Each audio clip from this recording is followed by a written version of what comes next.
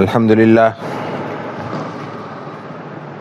لله نحمده ونستعينه ونستغفره ونؤمن به ونتوكل عليه ونعوذ بالله من شرور أنفسنا ومن سيئات أعمالنا من يهده الله فلا مضل له ومن يضلله فلا هادي له ونشهد أن لا إله إلا الله وحده لا شريك له ونشهد أن سيدنا وسندنا وحبيبنا ومولانا محمدا عبده ورسوله صلى الله تعالى على خير خلقه وبارك وسلم تسليما كثيرا كثيرا أما بعد فأعوذ بالله من الشيطان الرجيم بسم الله الرحمن الرحيم وما أرسلناك إلا كافة للناس بشيرا ونذيرا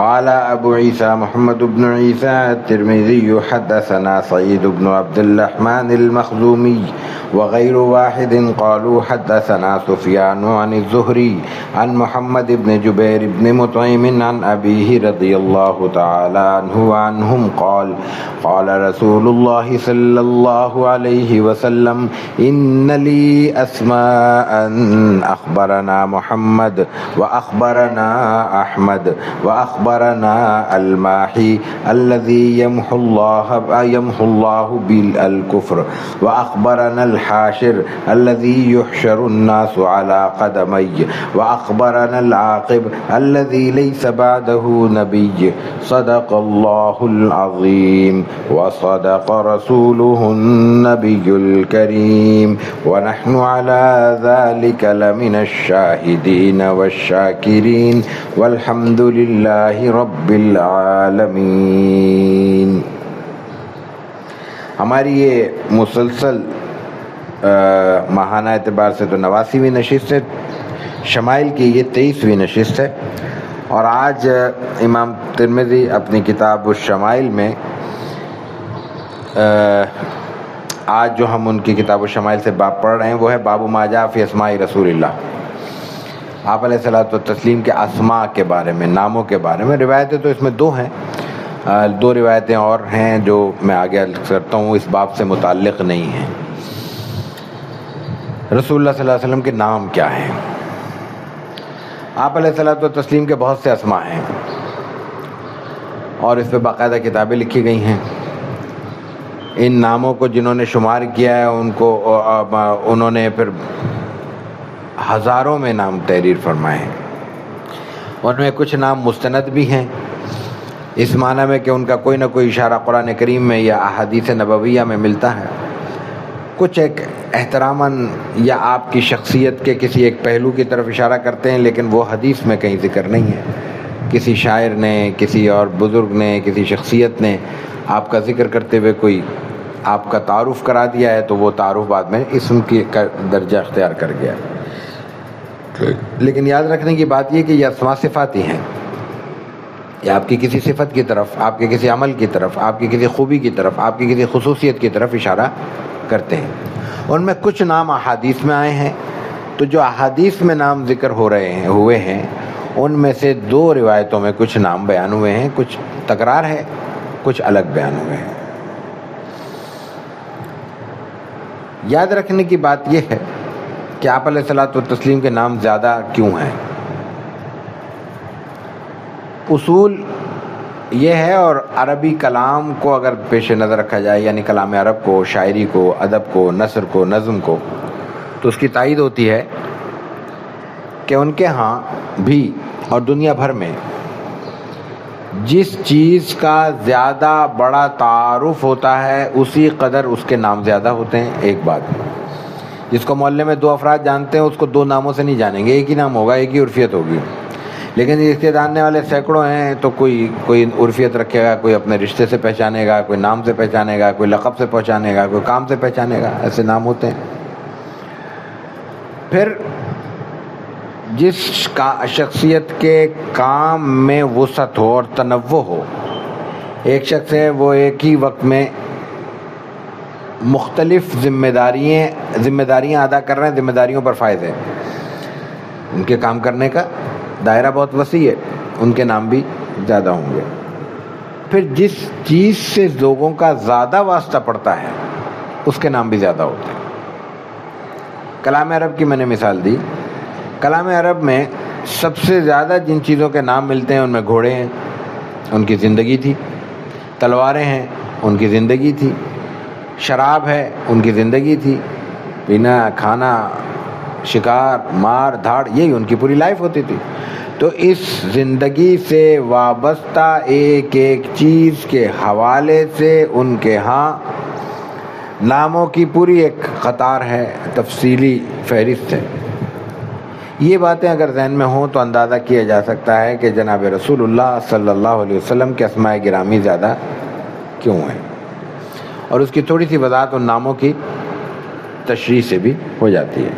پہلی روایت ہم نے پیش کی ہے، امام ترمذی کے استاد سعید بن عبد الرحمن المخزومی ہیں وہ، اور کچھ اور اساتذہ امام ترمذی فرماتے ہیں وغیر واحد، وہ بھی اور دوسرے اساتذہ بھی، وہ سب نقل کرتے ہیں سفیان سے، وہ زہری سے، زہری نقل کرتے ہیں محمد بن جبیر بن مطعم سے، اور وہ نقل کرتے ہیں عن ابیہ، اپنے والد یعنی جبیر بن مطعم سے، وہ صحابی ہیں رضی اللہ تعالی عنہ۔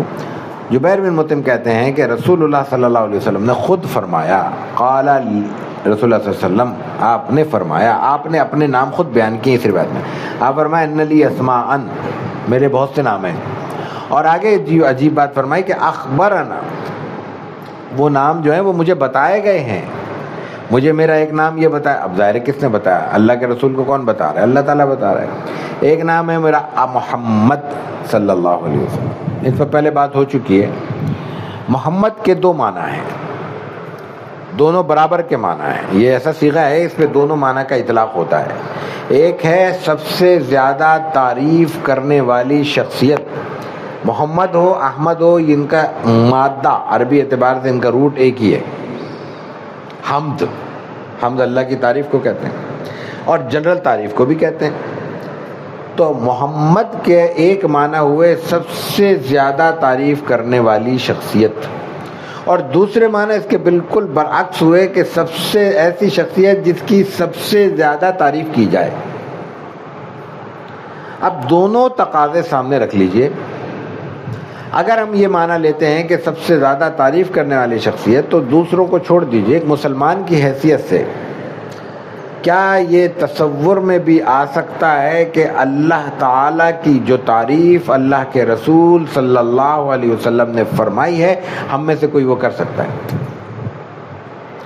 اللہ کی تعریف ہو یا کسی اللہ کی مخلوق کی تعریف، اس کے لیے سب سے اولین شرط یہ ہوتی ہے کہ وہ جس چیز کی تعریف کی جا رہی ہے اس کو تعریف کرنے والا پہچانتا ہو۔ میں ایک کتاب سے واقف ہوں تو میں اس کتاب کی تعریف میں کچھ کہہ سکتا ہوں، میں نے کتاب کھول کر نہیں دیکھی، میں کتاب کی تعریف میں ایک لفظ نہیں کہہ سکتا، کہوں گا تو غلط کہوں گا، جو کہوں گا وہ امر واقعی کے مطابق نہیں ہوگا۔ اللہ کو اللہ کے رسول صلی اللہ علیہ وسلم کے سوا جانتا کون ہے جو اس کا حق ادا کر سکے تعریف کا؟ اس لیے اس معنی میں کہ سب سے زیادہ تعریف کرنے والی شخصیت اللہ کے رسول صلی اللہ علیہ وسلم کے علاوہ اور کوئی نہیں ہو سکتی، ایک بات۔ دوسرے معنی، محمد ایسی ذات جس کی بہت زیادہ تعریف کی جائے۔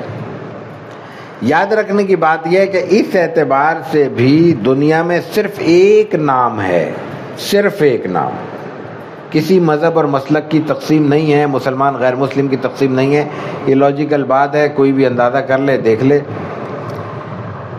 جو واحد اسم ہے جو اپنے مسمى پر پورا بیٹھتا ہے، اسم کا مسمى پر بیٹھنے کا مطلب ایک نام ہے، اس نام میں ایک معنی، ایک میننگ اس میں چھپے ہوئے، وہ معنی اس نام پر پورے صادق آ رہے ہیں۔ ہم مثال کے طور پہ ایسی تفریح میں کہتے ہیں کہ بھئی ہر بندے کو بندی کو، مرد کو عورت کو اپنا بچہ اچھا لگتا ہے. اب دنیا میں کچھ ضابطے ہیں خوبصورتی کے، ہر علاقے کے کلچر ہے، ایک تصور ہے ذہن میں کہ یہ خوبصورت ہے، یہ کم خوبصورت ہے، یہ قبول صورت ہے، یہ خوبصورت نہیں ہے. ہر آدمی کے ذہن میں کوئی خاکہ بیٹھا ہوا ہے، اس کا کوئی فارمولہ ہو نہ ہو، دماغ میں تو ہر آدمی کا کوئی نہ کوئی ایک پیمانہ سیٹ ہے. اب اس کے مطابق کوئی خوبصورت ہے یا نہیں ہے، اس سے بحث نہیں. ماں باپ کے لیے ان کا بچہ خوبصورت ہے، اور وہ اس اعتبار سے بچے کا نام خوبصورت رکھ دیتے ہیں، خوبصورتی رکھ دیتے ہیں، یا اردو میں عربی میں حسین کہہ دیتے ہیں، فلاں کہہ دیتے ہیں. ماں باپ کو حق حاصل ہے یا نہیں ہے حاصل؟ حق حاصل ہے. آپ اس گلاس کا نام کہہ دیں یہ جگ ہے، برانڈ بنا دیں یہ جگ ہے، کوئی روک سکتا ہے؟ نہیں. ٹریڈ مارک رجسٹرڈ کرا لیں، جگ والا پریشان ہو جائے گا، آپ لے جائیں گے کیونکہ رجسٹرڈ ہو گیا، نام آپ نے رکھ دیا. نام رکھنے کا مطلب رجسٹریشن.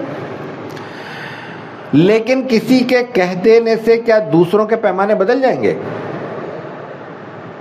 میں اپنے کسی دنیا کے معاشرے کے ماحول کے اعتبار سے بدصورت بچے کو کہہ دوں کہ یہ خوبصورت ہے، میں نے تو رجسٹرڈ کروا لیا، لیکن لوگوں کے ذہنوں میں کیا خوبصورتی کا پیمانہ بدل جائے گا؟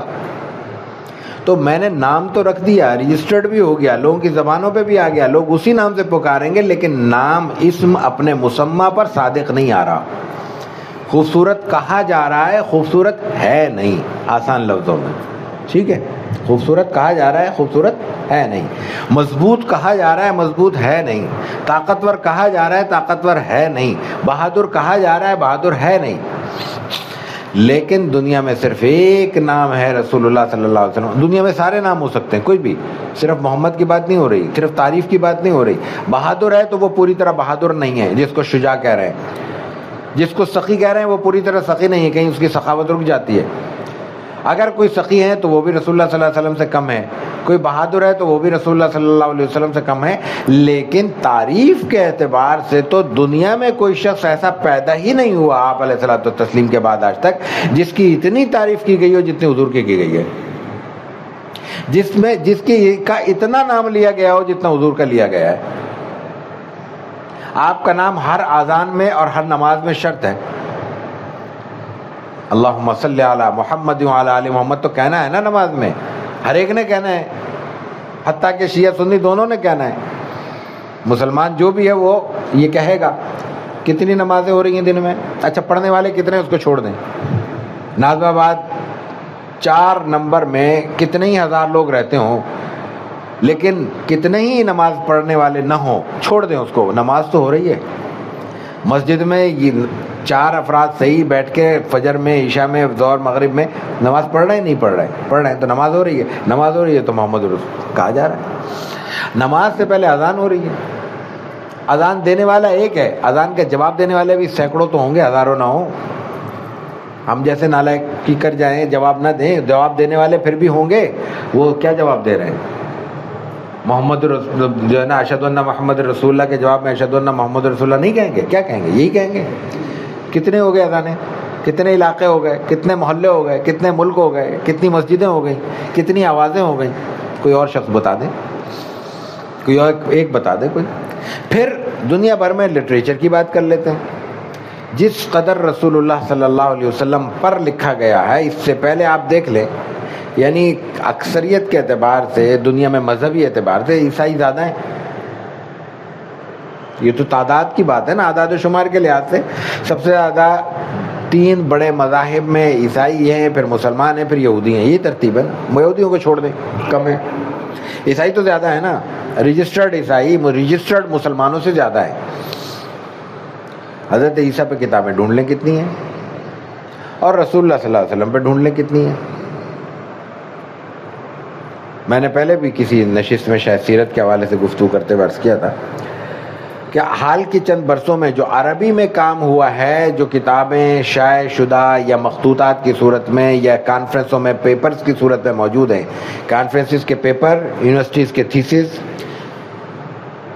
کتابیں پرنٹڈ اور مینوسکرپٹ مخطوطات دنیا بھر میں جو موجود ہیں، ان کی تعداد جو ایک جامع قسم کی بیبلوگرافی میں فہرست میں شائع کی گئی ہے، مرتب ہے، 50,000 کے قریب ہے صرف عربی میں.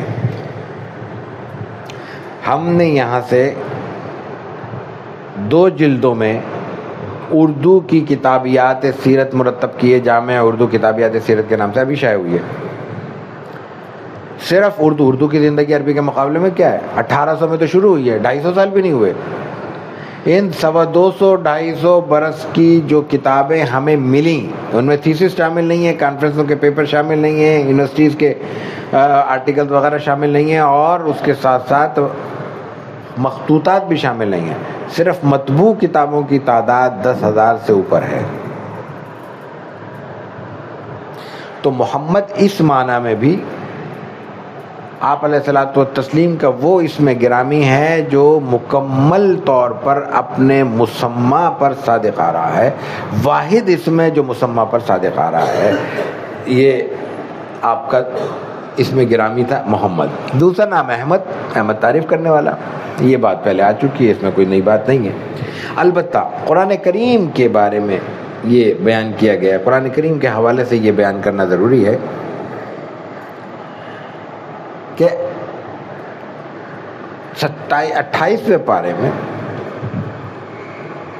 سورۃ الصف میں آپ کا یہ اسم گرامی بیان ہوا ہے محمد.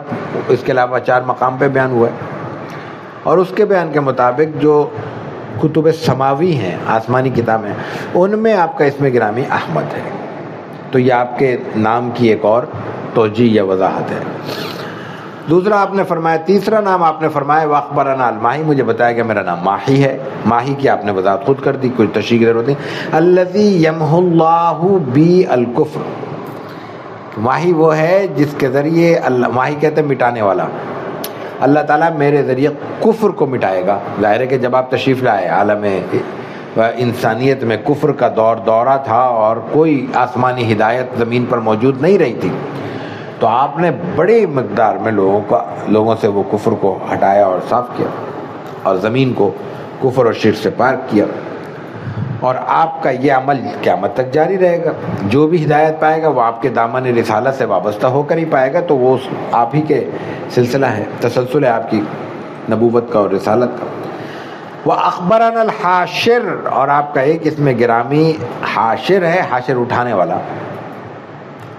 الذی یحشر الناس علی قدمیہ، یا حاشر میں اس معنی میں ہوں کہ قیامت کے دن لوگوں کو میرے قدموں پر اٹھایا جائے گا. یہ ترجمہ ہے. میرے قدموں کے مطلب سب سے پہلے مجھے اٹھایا جائے گا، میرے بعد لوگوں کو اٹھایا جائے گا. یعنی ایک دفعہ جب دنیا بالکل ختم ہو جائے گی، اللہ تعالیٰ قرآن کریم میں کہتا ہے کہ سب کچھ، ہر ایک چیز پر موت طاری ہو جائے گی، تو اس کے بعد پھر کچھ وقت گزرے گا. کتنا گزرے گا اللہ کو معلوم ہے. اس کے بعد یہ نئے سرے سے ایک دنیا کھڑی ہوگی، وہ ایک الگ دنیا ہوگی. ظاہر ہے کہ وہ کسی نے نہ دیکھی نہ سنی، کوئی بیان نہیں کر سکتا. وہاں پر حشر ہوگا، حساب کتاب ہوگا، پتہ نہیں کتنے برس کا کتنا مدت ہوگی، کیا ماحول ہوگا. لیکن وہ جب دوبارہ اٹھیں گے سب، اس اٹھنے کے عمل کو حشر کہتے ہیں. اور وہ عمل شروع ہوگا ذات رسالت مآب علیہ الصلوۃ والتسلیم سے. آپ کا اس کے میں گرامی ایک اول بھی آیا ہے. آخر تو آپ ہیں، آخری نبی ہیں. اس معنی میں بھی آپ اول ہیں کہ قیامت کے دن اول آپ اٹھائے جائیں گے، اور سب سے پہلے آپ کا حشر ہوگا. وَأَخْبَرَنَا الْعَاقِبُ الَّذِي بَعْدَهُ لَيْسَ بَعْدَهُ نَبِيٌّ، عاقب کا معنی خاتم النبیین. اور میرا ایک نام مجھے بتایا گیا عاقب ہے، اور عاقب کا معنی ہے لَيْسَ بَعْدَهُ نَبِيٌّ، جس کے بعد کوئی نبی نہیں ہوگا. یہ آپ علیہ الصلوۃ والتسلیم نے ایک روایت میں اپنے 5 اسم گرامی محمد، احمد، ماہی، حاشر اور عاقب کا ذکر کیا ہے. 5 اسم گرامی. آگے چلتے ہیں. وبه قال حدثنا محمد بن طريف الكوفي قال حدثنا أبو بكر بن عياش عن ناصم عن أبي وائل عن حذيفة رضي الله تعالى عنه وعنهم قال لقيت النبي صلى الله عليه وسلم في بعض طرق المدينة فقال أخبرنا محمد وأخبرنا أحمد وأخبرنا نبي التوبة وأخبرنا المخفى وأخبرنا الحاشر ونبي الملاحم وبه قال حدثنا اسحاق بن منصور قال حدثنا النضر بن شميل قال اخبرنا حماد بن سلمة عن عاصم عن زر عن حذيفة عن النبي صلى الله عليه وسلم نحوه بمعنى هكذا قال حماد بن سلمة عن عاصم عن زر عن حذيفة رضي الله تعالى عنه وعنهم. وبه یہ روایت ہے امام ترمذی کے استاد محمد بن طریف الکوفی سے، وہ ابو بکر بن عیاش سے نقل کرتے ہیں، وہ عاصم سے، عاصم ابو وائل سے، ابو وائل حذیفہ رضی اللہ تعالیٰ عنہ سے. وہ کہتے ہیں کہ لقیت النبی صلی اللہ علیہ وسلم، مجھے راستے میں رسول اللہ صلی اللہ علیہ وسلم ملے، فی بعض طرق المدینہ، مدینہ کی کسی گلی میں میری ملاقات ہوئی. فقال، آپ نے اس وقت فرمایا کہ اخبرنا، مجھے بتایا گیا ہے کہ میرا نام محمد ہے، آ چکا. وَأَخْبَرَنَا احمد ہے، آ چکا. وَأَخْبَرَنَا نبی التوبہ، میرا نام ایک نبی التوبہ ہے.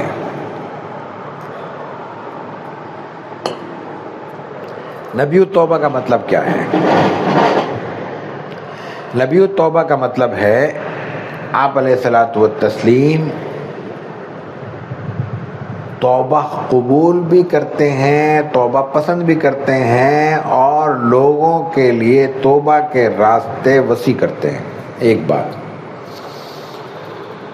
آپ علیہ الصلوۃ والتسلیم نے پہلی بار، مذاہب میں یہ روایت دوسرے مذاہب میں نہیں ملتی، اتنی بڑی سہولت عطا کی ہے کہ آپ فرماتے ہیں کہ الندم توبہ. انسان جب کوئی غلط کام کرتا ہے، باہر بے شک اکڑتا رہے، دل کے اندر اس کے ایک چور ہوتا ہے، اس کو احساس ہوتا ہے کہ مجھ سے غلطی ہوئی ہے، ندامت ہوتی ہے، اس کو شرمندگی ہوتی ہے، افسوس ہوتا ہے، دکھ ہوتا ہے. ہر غلطی کے بعد انسان کی یہ فیلنگ ہوتی ہے، سوائے اس کے کہ وہ جس کو کہتے ہیں کہ اللہ کی طرف سے مہر لگ جائے اور وہ غلطیوں میں یا کوتاہیوں میں یا غلط کاموں میں اتنا دھنس جائے کہ وہ پھر وہ اس سے نکلنا ممکن نہیں ہوتا. وہ آخری اسٹیج ہے. اس سے پہلے انسان کو پتہ ہوتا ہے میں نے غلط کیا ہے. اس غلطی کے احساس کو آپ علیہ الصلوۃ والتسلیم نے فرمایا کہ وہ توبہ ہے. الندم توبہ، کہ احساس کا پیدا ہو جانا ہی اللہ کے ہاں توبہ کے لیے قابل قبول ہے. یعنی انسان کو اپنے محض گناہگار ہونے کا احساس زندہ رکھنا کافی ہے. یہ احساس رہے گا اللہ کے یہاں انشاءاللہ ہم کامیاب ہیں، اس لیے کہ ہماری وہ احساس ندامت کی کیفیت اللہ کے یہاں توبہ کے طور پر قبول ہو رہی ہے. وہ توبہ کی جو شکلیں ہمارے یہاں مروج ہیں، ہمارے ہر علاقے کی اپنی کوئی شکلیں ہوتی ہیں، اس کا اسلام سے کوئی تعلق نہیں. توبہ ہے تو بس ہے، اور وہ ہے تو بس پھر وہ مکمل ہے. ایک گزارش، دوسری ایک اور بات بھی ہے، اور وہ بہت اہم بات ہے. وہ یہ ہے کہ آپ علیہ الصلوۃ والتسلیم کی برکت سے توبہ کا یہ آسان ترین راستہ صرف اس امت کے لیے کھلا ہے. اس سے پہلے نہیں تھا. مثال کے طور پہ اس سے پہلے بہت سی شکلوں میں انسان کو اپنی جان دینی پڑتی تھی، قربانی دینی پڑتی، یا کم از کم کے درجے میں اس کو اپنی زندگی سے آزاد ہونا پڑتا تھا. تب یہ تسلیم کیا جاتا تھا کہ اب اس نے جان دے دی ہے، اب اس کو اللہ کے ہاں کوئی عذاب کا یا سزا کا سامنا نہیں کرنا پڑے گا. یہ رسول اللہ صلی اللہ علیہ وسلم کے رحمت عالم ہونے کی ایک اور علامت اور نشانی ہے کہ آپ کی برکت سے آپ کی امت کو یہ عطا کیا گیا کہ توبہ کا دروازہ وہ آخر تک کھلا ہے، جب تک در توبہ بند نہیں ہو جاتا. دوسری بات، ہر ایک کے لیے کھلا ہے، اپنے اور غیر کی کوئی تقسیم نہیں ہے. ایک غیر مسلم ہے، جس لمحے وہ دامن رسالت سے، دامن نبوت سے وابستہ ہوتا ہے، اسی لمحے اس کی زندگی بھر کی بدعمالیاں صفر ہو جاتی ہیں، صفر ہو جاتی ہیں. آپ علیہ الصلوۃ والتسلیم صاحب فرمایا کہ اسلام اس سے پہلے کی ساری خطائیں معاف کر دیتا ہے، اور دوسرا اس کے بعد کی خطاؤں کے لیے بھی آپ علیہ الصلوۃ والتسلیم نے فرمایا کہ وہ فارسی والا مصرع ہے نا کہ 1000 بار توبہ شکستی بازا،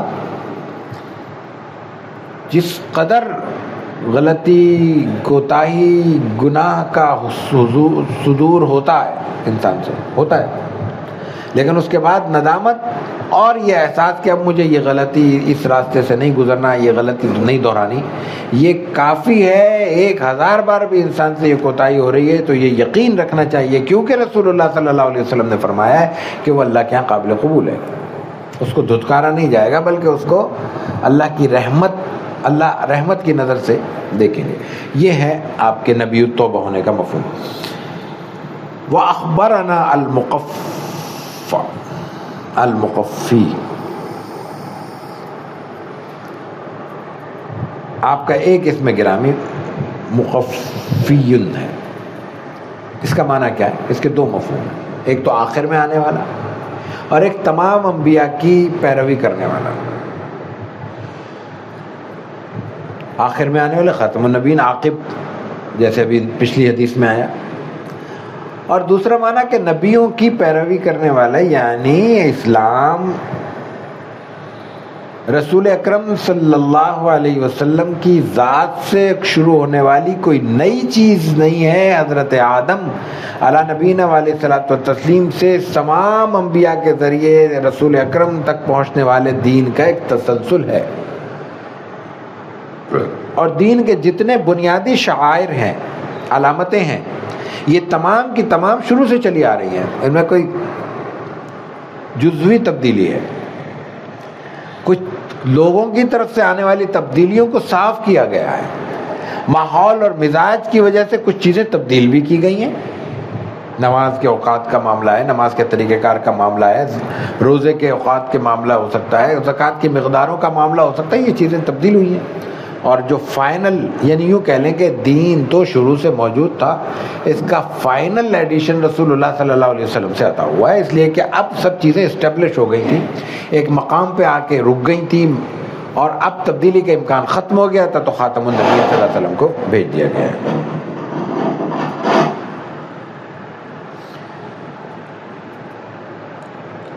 وَأَخْبَرَنَا الْحَاشِرُ، اس پہ بات ہو چکی، حاشر آپ نے پہ بات ہوئی، پچھلی روایت میں آ چکا ہے۔ وَنَبِيُّ الْمَلَاحِمِ، ایک نام آپ نے فرمایا میرا نام نبی الملاحم ہے۔ ملاحم جنگ اور لڑائی، ملحمہ جنگ کو کہتے ہیں، لڑائی کو کہتے ہیں۔ تو رسول اللہ صلی اللہ علیہ وسلم نے زندگی کا بڑا حصہ کفار اور مشرکین کے ساتھ جنگ میں گزارا ہے، اور یہ جو جنگ ہے یہ بنیادی طور پہ قرآن کریم کے بیان کے مطابق لوگوں کی فلاح اور بہبود کے لیے ناگزیر ہے، یعنی ناگزیر شر ہے، مجبوری ہے۔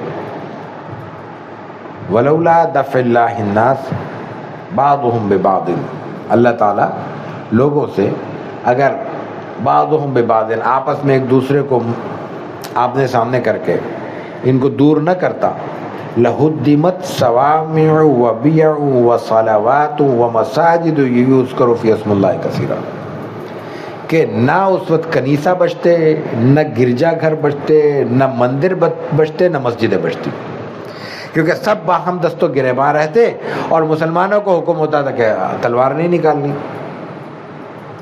تو جب عدل اور انصاف کے نظام کو لوگوں کو ضابطے میں رکھنے کے لیے ڈنڈا تھمایا گیا، تو اس خوف نے لوگوں کو اپنے اپنے عبادت گاہوں میں رہنے اور ایک دوسرے کے حقوق کا کسی نہ کسی درجے میں خیال رکھنے پر مجبور کر دیا۔ مخالفتیں ہوتی ہیں، خلاف ورزیاں ہوتی ہیں، لیکن قاعدے موجود رہتے ہیں، اور قاعدوں کو لوگ سپورٹ بھی کرتے ہیں، اور کھل کر کسی قاعدے کے خلاف زبان سے کوئی جملہ کہنے کی طاقت نہیں رکھتے۔ اور اس کا مظہر ابھی آپ سامنے دیکھ لیں، ساری کوششوں کے باوجود کتنا ہوا تھا اسرائیل کا، ایک قرارداد پاس نہیں کرا سکا اقوام متحدہ سے، اس کے حق میں تو کوئی قرارداد نہیں ہے۔ کوئی بڑا میڈیا اسرائیل کے حق میں کوئی بیان دینے کے پوزیشن میں نہیں ہے. قواعد موجود ہیں, خلاف ورزی ہو رہی ہے, لیکن وہ خلاف ورزی لمٹ میں ہو رہی ہے. مطلب لمٹ سے مراد, لمٹ تو خلاف ورزی کی کوئی نہیں ہوتی, مطلب یہ کہ ایک دائرے تک آدمی مخالفت کر سکتا ہے, مکمل طور پر ان چیزوں کو نظر انداز کرنا ممکن نہیں ہوتا. تو یہ ہے نبی الملحمہ یا نبی الملاحم کا مفہوم کہ آپ علیہ الصلوۃ والتسلیم نے امن اور استحکام کائنات کے لیے جس قدر تلوار کی ضرورت تھی وہ تلوار آپ نے رکھ کر ہاتھ میں اس کائنات کو بیلنس کیا ہے, اس کا یک رخ ختم کیا ہے اور اس کو کسی طرف ڈولنے نہیں دیا. بیلنس کرنے کا, توازن کا مفہوم یہی ہے. یہ ہے رسول اللہ صلی اللہ علیہ وسلم کے اسماء گرامی کے حوالے سے. دوسری روایت تو اس میں محمد احمد تو پرانے ہی تھے, جو پرانی روایت میں آ چکے تھے, حاشر وہی تھے. اس میں نبی توبہ, مقفع اور ملاحم, یہ تین نہیں ہیں. آگے دو روایتیں اور ہیں, لیکن ان دونوں روایتوں کا آپ علیہ الصلوۃ والتسلیم کے اسماء سے کوئی تعلق نہیں ہے. اب یہ روایتیں کسی مخطوطے میں کسی وجہ سے درج ہو گئی ہیں یا کوئی اور سبب ہے, واللہ عالم, لیکن رسول اللہ صلی اللہ علیہ وسلم کے بارے میں ہے یا مسلمانوں کے ماحول کے بارے میں, اس لیے اس کو پڑھ لیتے ہیں. ظاہر ہے کہ وہ اس سے کچھ نہ کچھ فائدہ تو حاصل ہو رہا ہے, بہت فائدہ حاصل ہو رہا ہے. صرف بتانا مقصود یہ ہے کہ یہاں حدیث کے باب سے اسماء النبی صلی اللہ علیہ وسلم سے آگے آنے والی دونوں روایتوں کا براہ راست کوئی تعلق نہیں ہوگا, لیکن محسوس یہ ہوتا ہے کہ اس کا تعلق اس سے نہیں ہے, آگے آنے والے باب سے ہے. تو شاید ہیڈنگ پیچھے آگے ہو گئی ہو. آگے باب جو آ رہا ہے وہ ہے باب ما جاء فی عیش نبی صلی اللہ علیہ وسلم, رسول اللہ صلی اللہ علیہ وسلم کی زندگی گزارنے کے باب میں. لیکن یہاں پھر اگرچہ بات آگے کرنے کی ہے لیکن یہی کر دیتے ہیں. یہاں ایک اور مسئلہ ہے, وہ یہ کہ یہ باب تو پہلے بیان ہو چکا ہے, آپ صلی اللہ علیہ وسلم کی یہ روایتیں کے متعلق یہ روایتیں بھی بیان ہو چکی ہیں. تو یہاں بہرحال تکرار ہے کچھ چیزوں کا, کچھ ایک دو روایتیں نہیں ہیں. یہ باب کا بھی تکرار ہے, عنوان کا بھی تکرار ہے, حدیثوں کا بھی تکرار ہے, لیکن یہ تکرار تو پہلے بھی آیا ہے, کئی حدیثیں پہلے بھی نقل بار بار ہو چکی ہیں. تو یہ لکھنے کا طریقہ ہے اس وقت کا, اس وقت یہ اس طرح چیزوں کو لوگوں تک بات پہنچانے کے لیے, لوگوں کا ذہن نشین کرانے کے لیے, یا جو زیادہ اہمیت کی چیز ہوں گی مصنف کے نظر میں ان کو بار بار دہرایا گیا تاکہ لوگ اس کو زیادہ احتیاط سے, اہتمام سے سنیں اور اس پر عمل کرنے کی کوشش کریں. تو ہم بھی ان کو انشاءاللہ اسی ترتیب سے پڑھتے ہیں جس ترتیب سے مصنف نے تحریر کیا ہے. وبه قال حدثنا قتيبة بن سعيد قال حدثنا حماد بن زيد عن أيوب عن محمد بن سيرين قال كنا عند أبي هريرة رضي الله تعالى عنه وعليه ثوبان ممشقان من كتان فتمخط في أحدهما فقال بخي بخي يتمخط أبو هريرة في الكتان لقد رأيتني وإني لأخر فيما بين منبر رسول الله صلى الله عليه وسلم وحجرة عائشة رضي الله تعالى عنها مغشيا علي فيجيء الجائي فيضع رجله على عنقي يرى أن بي جنونا وما بي جنون وما هو إلا الجوع. یہ حضرت ابو ہریرہ اپنی بات کر رہے ہیں, لیکن یہ اس وقت کے مسلمانوں کے ماحول اور ان کے عمومی حالت کا بیان بھی ہے. قتیبہ بن سعید امام ترمذی کے استاد ہیں, وہ حماد بن زید سے نقل کرتے ہیں, وہ ایوب سے, ایوب محمد بن سیرین سے مشہور تابعی ہیں, اور وہ کہتے ہیں کہ کنا عند ابی ہریرہ, ہم حضرت ابو ہریرہ کے پاس تھے اور ان کے پاس بڑی خوبصورت قسم کی ریشمی چادریں اوڑھی ہوئی تھی. ظاہر مال غنیمت آتا تھا تو صحابہ کو بھی دیا جاتا تھا, ان کے پاس آ گئی اور انہوں نے کیا کیا کہ وہ اس میں جناب وہ ایک میں ناک صاف کر دیا, تھوک دیا, صاف کر لیا. اب وہ کہاں ریشم کا کپڑا اور کہاں سے ٹیشو پیپر کا کام لے رہے ہیں, کیا قیمتی کپڑا اور کیا اس کی شان, اور آپ اسے ایسی صفائی کر رہے ہیں. تو فقالا بخی بخی, اور پھر خود ہی کہہ رہے ہیں دیکھو کیا ہے, میری دیکھو میں کیا کر رہا ہوں. اور اس کے بعد فرمایا کہ لقد رأیتنی, میں نے یہ حال بھی دیکھا ہے کہ میں رسول اللہ صلی اللہ علیہ وسلم کے ممبر اور حجرہ عائشہ رضی اللہ تعالی عنہا کے مابین گزر رہا تھا یا کھڑا ہوا تھا. چھوٹی سی تو جگہ, یعنی جس کو ہم ریاض الجنہ کہتے ہیں, بالکل ریاض الجنہ کی پہلی صف کی بات کر رہے ہیں, دوسری صف کی ہوگی. اور وہاں پہ کیا ہوا کہ لآخر مغشیا علیہ, میں بے ہوش ہو کے گر گیا, بے ہوشی طاری ہو گئی. اب لوگوں کو نہیں پتا کیونکہ مالداری آ چکی ہے, وہ تو بعد میں آئی ہے, خیر اس وقت لوگوں کا اندازہ نہیں ہوا کہ یہ کمزوری سے گرے. تو فیجی الجائی کوئی آیا ہے کوئی شخص اور اس نے یضع رجلہ ولا عنہ کہ میری ٹانگ اٹھا کے گردن سے لگا دی، مطلب اوپر کر دیا، اس لیے کہ خون کا دوران ہو جائے، کوئی شاید بلڈ سرکولیشن کی وجہ سے غشی تاری نہ ہوئی ہو. تو یرا بھی جنوناً اس وقت یہ کیا جاتا تھا، عام طور پہ یہ سمجھا جاتا تھا کہ اس پہ کوئی جنون کا دورہ پڑا ہے تو اس طرح وہ جنون دور ہو جائے گا. ان کا ہر آدمی کا طریقہ ہوتا ہے نا، آج بھی عجیب عجیب قسم کی چیزیں کرتے ہیں لوگ مرغی کے لیے فلاں کے لیے. وما بھی جنون، لیکن مسئلہ جنون کا نہیں تھا، میں مجنون نہیں تھا، مجھ کو پاگل پن کا دورہ نہیں پڑا تھا. وما هو الا الجوع، میری تو یہ حالت بھوک کی وجہ سے ہوئی تھی. تو کہاں میری یہ حالت تھی کہ مسجد عین مسجد نبوی میں منبر رسول اور حجرہ نبوی صلی اللہ علیہ وسلم کے درمیان میں بے ہوش سے غشی کھا کر گر پڑتا تھا. اور آج میرا حال یہ ہے کہ میں دیکھو کتنی شاندار قسم کی مہنگی ترین چادریں اوڑھے گھوم رہا ہوں. تو اپنے آپ کو اس وقت اور اپنی حیثیت کو اور اپنی پرانی حالت کو یاد رکھنا، یہ عین ایمان ہے. ایمان یہ نہیں ہے کہ اچھی چادریں ملی اور ہم نے اس کو کاٹ کے پھینک دیا. عین ایمان یہ ہے کہ جب ہمیں اچھا حال ملا تو ہم نے اس سے استفادہ کیا. ہمیں اچھا لباس میسر آیا، ہم نے اس کو پہنا، اور پہننے کے بعد اس دور کو یاد کیا جب اس نوعیت کا اچھا لباس، یا پھر لباس کی بات نہیں، اچھی سواری، اچھی رہائش، اچھا کھانا وہ میسر نہیں تھا. اس دور کو یاد کرے تو وہ خود ایک تشکر کی جو کیفیت انسان پر طاری ہوتی ہے، وہ انسان کے اللہ کے ہاں وہ بڑی قیمتی سمجھی جاتی ہے، اور اس کے نتیجے میں اس کا مقام بلند ہوتا ہے. وَبِهِ قَالَ حَدَّثَنَا قُتَيْبَةُ قَالَ حَدَّثَنَا جعفر بن سليمان الضبي عن مالك بن دينار قال ما شبع رسول الله صلى الله عليه وسلم من خبز قط ولا لحم إلا على ضفف. قال مالك سألت رجلا من أهل البادية ما الضفف فقال أن يتناول مع الناس.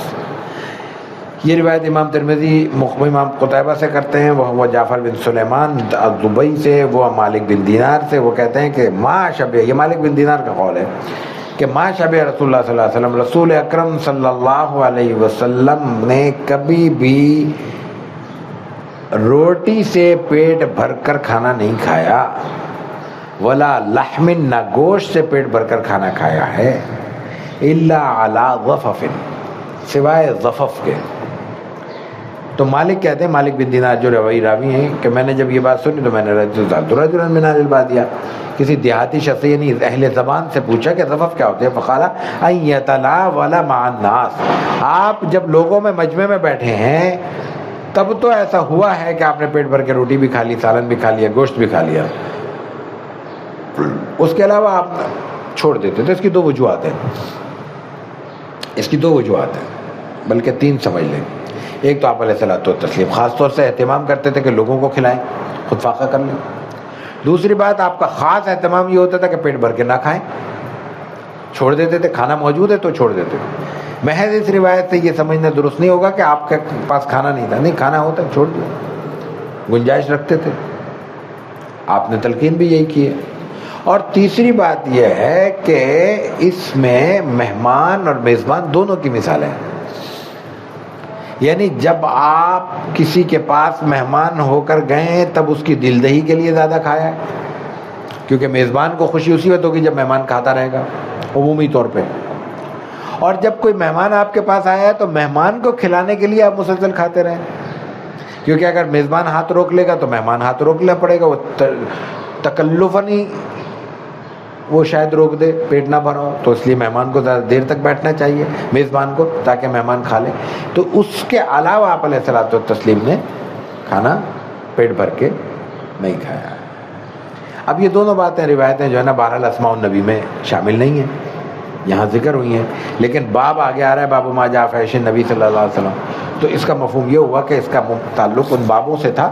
ہیڈنگ اوپر آنی چاہیے تھی، نیچے رہ گئی، ہوگا کہیں غلطی ہو گئی ہوگی.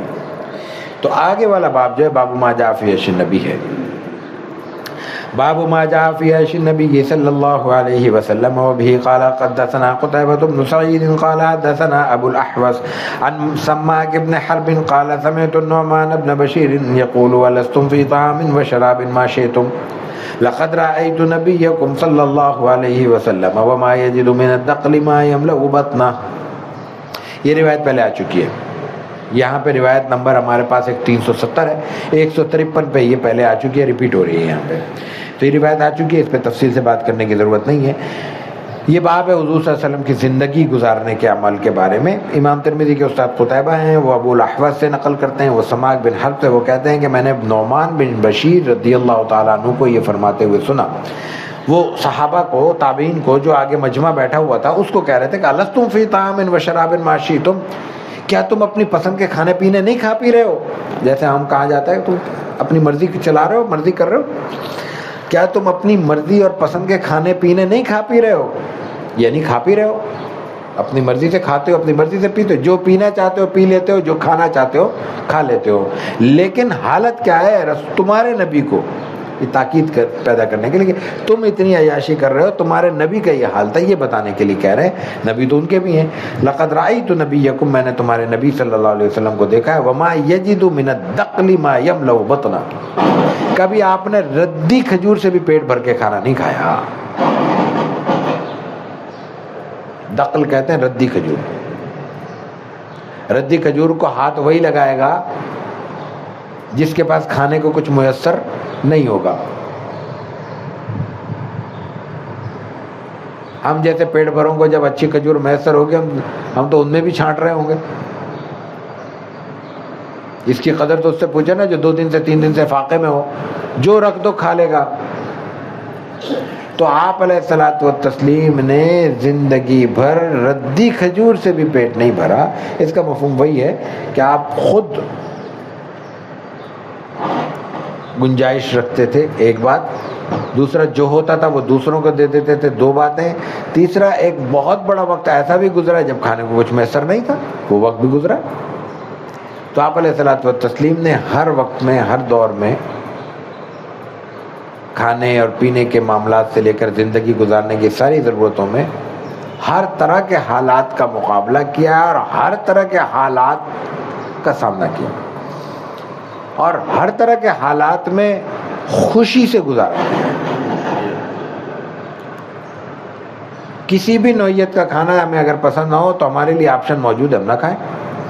اور یہی ہوتا ہے, نہیں کھاتے, خاموشی روٹیاں. کھانے کی صرف برائی کرنے سے منع کیا گیا ہے. یہ لازم نہیں ہے کہ جو پسند نہیں آ رہا وہ بھی ٹھوس ٹھوس کے کھاؤ, نہیں, ممکن نہیں ہے نا, طبیعت ہی نہیں چلتی. رسول اللہ صلی اللہ علیہ وسلم کا اعجاز یہ ہے کہ آپ کو جو ملا ہے آپ نے اس میں اتنا ہی انجوائے کیا ہے جتنا کسی اچھے سے اچھے کھانے میں انجوائے کرتا ہے آدمی. یہ معجزہ ہے, یہ اعجاز سیرت ہے, یہ ہمارے بس کی بات نہیں ہے. تو کوشش یہ ہونی چاہیے کہ کم از کم میزبان کو ہماری ناپسندیدگی کے باوجود یہ احساس نہ پیدا ہو کہ ہمیں پسند نہیں آیا. تفریحاً گفتگو کی جا سکتی ہے, بے تکلفی کے ماحول میں کسی برانڈ پر تبصرہ بھی کیا جا سکتا ہے. ظاہر ہے کہ وہ تو اس سے روکا نہیں جا سکتا کہ فلاں کا ٹیسٹ کیسا ہے, فلاں کا ٹیسٹ کیسا ہے. لیکن میزبان کی یہ دل چکنی نہیں ہونی چاہیے کہ وہ کسی اہتمام سے کسی جگہ لے کے جائے اور ہم یہ کہیں گے یار تم یہ کھانا پسند نہیں آیا. اس کے پیسے بھی گئے, وقت بھی گیا, اس نے جس اپنائیت کا اظہار کیا وہ بھی گئی, اور دکھ اور تکلیف اس کو الگ محسوس ہوئی. تو کھل کر یہ کہنا چاہیے بہت اچھا ہے, بہت عمدہ. وبه قال حدثنا هارون بن اسحاق قال حدثنا عبدة عن هشام بن عروة عن أبيه عن عائشة رضي الله تعالى عنها قالت إن كنا آل محمد نمكث شهرا ما نستوقد بنار إن هو إلا التمر والماء. یہ براہ راست حضرت عائشہ صدیقہ رضی اللہ تعالی عنہا کی گھر کی گواہی ہے. امام ترمذی کے استاد ہارون بن اسحاق ہیں, وہ نقل کرتے ہیں عبدہ سے, وہ ہشام بن عروہ, وہی مشہور سند ہے. ہشام بن عروہ عن ابیہ عن عائشہ رضی اللہ تعالی عنہ. تو ہشام عروہ سے نقل کرتے ہیں, عروہ بن زبیر, عروہ بن زبیر اپنی خالہ حضرت عائشہ سے نقل کرتے ہیں رضی اللہ تعالی عنہ. حضرت عائشہ صدیقہ رضی اللہ تعالیٰ عنہ کہتی ہیں کہ ان کننا آل محمد نمکث شہرا ما نستوقد بنار, کہ آل محمد صلی اللہ علیہ وسلم اپنے گھرانے کو، خاندان کو کہہ رہی ہیں نمکث شہرن، ایک مہینے تک ایسا ہوتا تھا کہ ما نستوقد بنار، ہمارے یہاں چولہا نہیں جلتا تھا۔ اب ایک سوال پیدا ہوگا، ایک مہینے تک آدمی فاقہ کیسے کر سکتا ہے؟ تو آگے فرما دیا ان هو الا التمر والماء، ہماری خوراک تمر اور ماء تھی، کھجور اور پانی۔ یاد رکھنے کی بات یہ کہ عربوں کے ہاں کھجور پوری ایک خوراک تھی، آج بھی ہے۔ آج کے متمول ترین شخص کی سحری اور افطاری صرف کھجور ہے۔ اب اس میں تمول میں کچھ اضافہ یہ ہو گیا ہے کہ چلیں اس کے ساتھ انہوں نے وہ دہی رکھ لی، بن رکھ لیں گے، ڈبل روٹی کا ٹکڑا رکھ لیں گے، بس قہوہ۔ کھانا جب کھائیں گے وہ افطاری نہیں ہے، وہ تو رات کو کھائیں گے تراویح کے بعد، وہ پھر مندی بھی کھا رہے ہوں گے اور پھر وہ جناب بروسٹ بھی لے رہے ہوں گے اور فلاں، وہ پھر فرائیڈ چکن ان کا بہت چلتا ہے، سعودی کلچر کی بات کر رہا ہوں۔ لیکن عام افطار اور عام سحری پانی، کھجور۔ غور سے اگر کبھی دیکھیں حرم نبوی میں، مسجد نبوی، خاص طور سے مکے میں بھی تہجد کے وقت، عام دنوں میں، رمضان کی بات میں، خاص طور پہ نوجوان اذان سے 5-7 منٹ پہلے کسی کونے میں بیٹھے ہوئے ہوں گے، پانی پی رہے ہوں گے، کھجور کھا رہے ہوں گے۔ وہ سحری کر رہے ہوتے ہیں، ہم سمجھتے ہیں تفریح کر رہے ہیں، ناشتہ کر رہے ہیں، ابھی بس وہ ہو گیا، اب جو کھائیں گے مغرب کے بعد کھائیں گے۔ ان کے روزہ رکھنے کا کثرت سے رواج ہے، یہ وہ سنت ہے جو وہ پوری کر رہے ہیں، ہم نے نہیں کی، تو یہ ان کا اعزاز ہے۔ تو رسول اللہ صلی اللہ علیہ وسلم کے گھر میں چولہا نہ جلنے کا مطلب یہ تھا کہ سالن نہیں پکتا تھا، روٹی نہیں پکتی تھی، کھجور، پانی یا اس طرح کی اور چیزیں، کوئی ستو ہے، کچھ اور ہے، کوئی بھنے ہوئے گندم وغیرہ، جو وہ بھی استعمال کیے جاتے تھے، وہ کھا پی کے اپنا گھر چلاتے تھے، گزارا کرتے تھے۔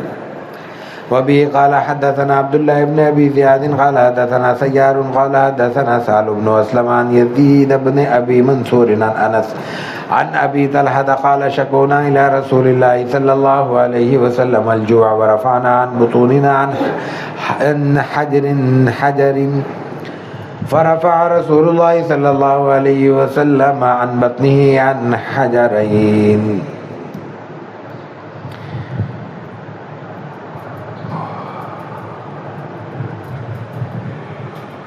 امام ترمذی کے استاد عبداللہ بن ابی زیاد ہیں، وہ سیار سے نقل کرتے ہیں، سیار سہل ابن اسلم سے، وہ یزید بن ابی منصور سے، وہ انس سے، وہ ابو طلحہ سے، مشہور صحابی ہیں۔ ابو طلحہ رضی اللہ تعالیٰ عنہ کہتے ہیں کہ کہتے ہیں کہ شکونا الی رسول اللہ صلی اللہ علیہ وسلم الجوع، یہ غزوہ خندق کا واقعہ، اور بھی کسی موقع پہ ہوا ہو لیکن جو ہمیں معلوم ہے وہ خندق کا واقعہ ہے۔ شکونا الی رسول اللہ صلی اللہ علیہ وسلم الجوع، ہم نے حضور سے بھوک کی شکایت کی۔ ورفعنا عن بطوننا عن حجر، اور اپنے پیٹ سے کپڑا اٹھا کے دکھایا کہ ہر پیٹ پر ایک ایک پتھر بندھا ہوا تھا۔ فرفع رسول اللہ صلی اللہ علیہ وسلم، حضور نے بھی اپنا کپڑا اٹھا کے دکھایا، عن بطنہ عن حجرین، تو وہاں 2 پتھر بندھے ہوئے تھے۔ تو ایک پتھر اگر بھوک کے لیے باندھا گیا ہے تو 2 پتھر کا مطلب بالکل کلیئر ہے کہ آپ کو دگنی بھوک لگی ہوئی تھی لوگوں سے، ٹھیک ہے نا۔ اب سوال صرف یہ رہتا ہے کہ پتھر کیوں باندھا گیا، بھوک کا پتھر سے کیا تعلق؟ عربوں کے ہاں اس کی کئی وجوہات تھیں۔ ایک تو وہ یہ کہتے تھے کہ پتھر اگر پیٹ پہ باندھ لیا جائے تو کمر سیدھی ہو جاتی ہے، تو بھوک کی وجہ سے کمر جھکے گی نہیں۔ یہ وہ بھوک نہیں ہے کہ ہمیں وہ ایک وقت پہ ہم نے کھانا نہیں کھایا تو وہ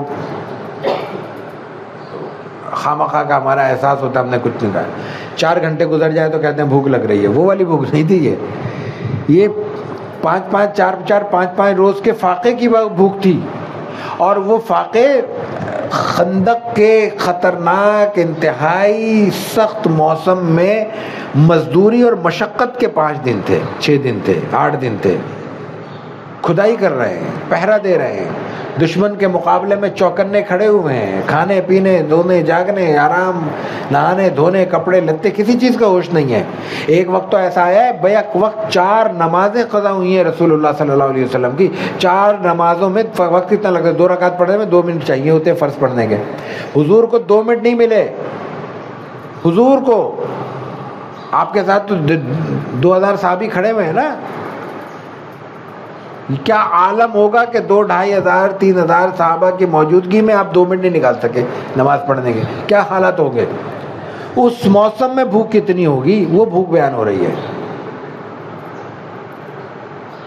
اس بھوک کو مینج کرنے کے لیے وہ پتھر باندھا کرتے تھے، جس کی ایک شکل یہ ہوتی ہے، بعض لوگ پیٹ پہ نا کپڑا لپیٹ لیتے ہیں، پٹا لپیٹتے ہیں، پٹکا لپیٹ لیتے ہیں، کمر کس لیتے ہیں، کمر کسنا اردو کا محاورہ اسی سے آیا ہے، کپڑا باندھ لیا کمر کسی گئی، یہ بھی ایک شکل ہو سکتی ہے۔ بعض لوگوں کا خیال یہ تھا کہ بھوک کی حالت میں جب اتنا فاقہ ہو، کئی روز گزر جائیں، دانہ گندم پیٹ میں نہ جائے، تو اس کیفیت میں آنتیں ایک دوسرے پر چڑھنے کا امکان ہو سکتا ہے، خالی ہے نا، ہلیں جلیں گے تو وہ ایک نقصان دہ چیز ہے، آنت ایک دوسرے پہ چڑھ گئی تو سارا نظام معطل ہو جائے گا نا، پیٹ کا، معدے کا۔ تو پتھر باندھ لیتے تھے تو وہ جسم کسا رہتا تھا، تو اندر کوئی ہلچل نہیں ہوتی تھی، اندر کے حصے میں کوئی جگہ تبدیل نہیں ہوتی تھی وغیرہ۔ جو بھی کیفیت ہو، اصولی طور پر پیٹ پر پتھر باندھنے کا تصور یہ تھا کہ اس کے ذریعے بھوک کا اظہار ہوتا تھا، جو بھی وجہ ہو، بھوک کا اظہار ہو رہا ہے کہ وہ بھوکے ہیں۔ تو جہاں صحابہ ایک پتھر کے بھوک رکھتے تھے، وہاں رسول اللہ صلی اللہ علیہ وسلم نے اپنی بھوک دکھا کے بتایا کہ 2 پتھر آپ کے بندھے ہوئے۔ آگے ایک ذرا طویل روایت ہے، ہم پہلے پڑھتے ہیں پھر ترجمہ کرتے ہیں، اسی پہ آج کا درس مکمل کریں گے انشاءاللہ، جلد پورا کریں گے۔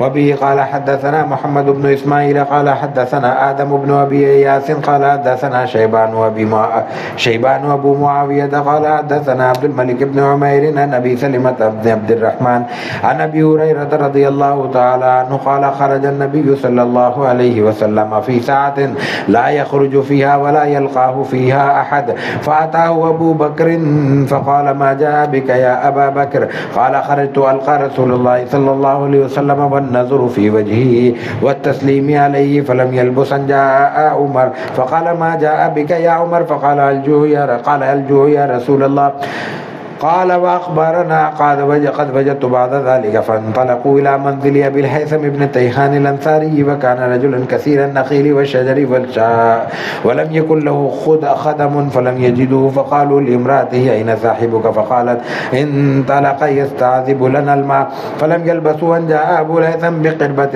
يزعبها فوضعها ثم جاء يلتزم النبي صلى الله عليه وسلم يفديه بأبيه وأمه ثم انطلق بهم إلى حديقته فبسط لهم بسطا ثم انطلق إلى نخلة فجاء بقنم فوضعه فقال النبي صلى الله عليه وسلم أفلا أنت نقيت لنا من رطبه فقال يا رسول الله إني أردت أن تختاروا أو قال تخيروا من رطبه وبصره فأكلوا وشربوا من ذلك الماء فقال النبي صلى الله عليه وسلم هذا والذي نفسي بيده من النعيم الذي تسألون عنه يوم القيامة ظل بارد ورطب طيب وماء بارد فانطلق أبو الهيثم ليصنع لهم طعاما فقال النبي صلى الله عليه وسلم لا تذبحن لنا ذات در فذبح لهم عناقا أو جديا فأتاهم بها فأكلوا فقال النبي صلى الله عليه وسلم هل لك خادم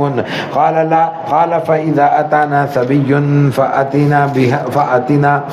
فأتي النبي صلى الله عليه وسلم برأسين ليس معهما ثالث فأتاه أبو الهيثم الهيثم فقال النبي صلى الله عليه وسلم اختر منهما فقال يا نبي الله اختر لي فقال النبي صلى الله عليه وسلم إن المستشار مؤتمن خذ هذا فإني رأيته يصلي واستوصي به معروفا. فانطلق أبو الهيثم إلى امرأته فأخبرها بقول رسول الله صلى الله عليه وسلم فقالت امرأته ما أنت ببالغ حق ما قال فيه النبي صلى الله عليه وسلم إلا بأن تعتقه. فقال هو فهو عتيق. فقال إن الله لم يبعث نبيا ولا خليفة إلا وله بطانتان بطانة تأمره بالمعروف وتنهى عن المنكر وبطانة لا تعلوه خبالا ومن يوق بطانة السوء فقد وقي. بہت طویل روایت ہے اور بڑی عجیب و غریب روایت ہے، مطلب گھنٹوں کی بات ہو سکتی ہے اس پہ، ہم تو ذرا مختصر کریں گے. امام ترمذی کے استاد محمد بن اسماعیل ہیں، وہ آدم بن ابی ایاس سے نقل کرتے ہیں. وہ شیبان ابو معاویہ سے وہ نقل کرتے ہیں، عبد الملک بن عمیر سے، وہ ابو سلمہ بن عبد الرحمن سے، وہ ابو ہریرہ سے رضی اللہ تعالی عنہ. ابو ہریرہ کہتے ہیں کہ خرج النبی صلی اللہ علیہ وسلم فی ساعۃ لا یخرج فیہا ولا یلقاہ فیہا احد. ایک بات تو بڑی عمدہ یہاں سے معلوم ہوئی کہ آپ ایک ایسے وقت میں گھر سے نکلے کہ عام طور پر نہ تو اس وقت گھر سے نکلتے تھے نہ آپ سے کوئی ملتا تھا. اس کا مطلب یہ ہوا کہ دن کے اوقات میں اگر کوئی شخص اپنے معمولات کو مرتب کرنے کے لیے کچھ وقت اپنے لیے متعین کر لے اور وہ لوگوں کا مقتدا بھی ہو تو اس میں کوئی قباحت نہیں ہے، وقت متعین کر لینا چاہیے. دوسری بات، آپ ایسے وقت نکلے جب آپ سے کوئی ملتا نہیں تھا، نہ آپ کسی سے ملتے تھے نہ آتے تھے، اچانک نکلے غیر متوقع. فاتح ابو بکر، ابھی یہ نکلے تھے، ابو بکر بھی چلے آئے. فقال ما جا بک یا ابو بکر، تم کیسے؟ ظاہر وقت ہی نہیں ہے تو سب کو ایک اچھمبا ہو رہا ہے، حیرت ہو رہی ہے. اب حضرت ابو بکر نے بیان کو چھوڑ دیا ہے، اب عمر آتے ہیں وہ بیان کو چھوڑ دیتے ہیں. یہ ادباً ہے اور مقصود تو ہے ہی. انہوں نے کہا کہ خرجت القا رسول اللہ صلی اللہ علیہ وسلم وانظر فی وجہی وتسلیم علیہ، میں تو اس لیے نکلا ہوں کہ آپ کو ایک نظر دیکھ لوں اور سلام کر لوں. لگ تو بھوک رہی ہے لیکن ادباً حضور کے سامنے ابو بکر صدیق بھی زبان نہیں کھول رہے. عمر کا مزاج الگ ہے، اسٹریٹ فارورڈ مزاج، یہ الگ دنیا ہے، نہ یہ غلط ہے نہ وہ غلط ہے، مزاج کا فرق ہے. تو ابو بکر نے تو یہ کہا کہ میں تو اس لیے آیا ہوں کہ آپ کو ایک نظر دیکھ لوں. اور حقیقتاً جو ان کا قلبی تعلق تھا ان کے لیے بھوک مٹانے کے لیے اس سے بڑا نسخہ نہیں ہے کوئی، بھوک مٹ جائے گی. اور وہ تسلیم علیہ، آپ پہ سلام کر لوں، آپ کو سلام پیش کر دوں. فلم یلبث ان جاء عمر، ابھی کھڑے ہی تھے اچانک پھر فوراً ہی عمر آ گئے رضی اللہ تعالیٰ عنہ. آپ سے پوچھا فجا ما جا بک عمر، تم کیسے؟ قال الجوع یا رسول اللہ، میں تو بھوک کی وجہ سے آیا ہوں، بھوک لگ رہی ہے مجھے. تو بے تکلفی کی ایک سطح ہے. ہر جگہ تکلف اچھا نہیں ہوتا. جہاں تعلق میں بے تکلفی موجود ہو اور ضرورت ہو وہاں اظہار کر دینا چاہیے، لیکن اظہار کا مفہوم مطالبہ نہیں ہوتا. اظہار کا مطلب ہے بھوک لگ رہی ہے، جو موجود ہے کھلا دو، اور جو مل گیا وہ صبر شکر کر کے کھا لے. یہ اظہار ہے، یہ بے تکلفی ہے. اگر اس موقع پر میزبان تکلف کرتا ہے تو اس کا مطلب ہے یہاں رشتہ تکلف کا ہے، بے تکلفی نہیں ہے. اور اگر مہمان منہ سے کچھ بولتا ہے تو وہ ویسے ہی ادب کے، مہمان اور بے تکلفی کے بھی ادب کے خلاف ہے. اچھا، قال واخبرنا قد وجدت بعض ذلك، حضور نے کہا ہاں کچھ مجھے بھی محسوس ایسا ہی ہو رہا ہے.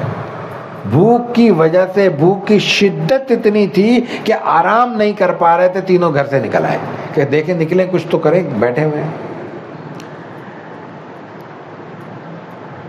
تو جب حضور نے دیکھا کہ یہ تو سب آ گئے اور سب بڑے لوگ ہیں، حضور کے قریبی ترین ساتھی ہیں، سیکنڈ لائن آف لیڈرشپ ہے، معمولی بات نہیں ہے.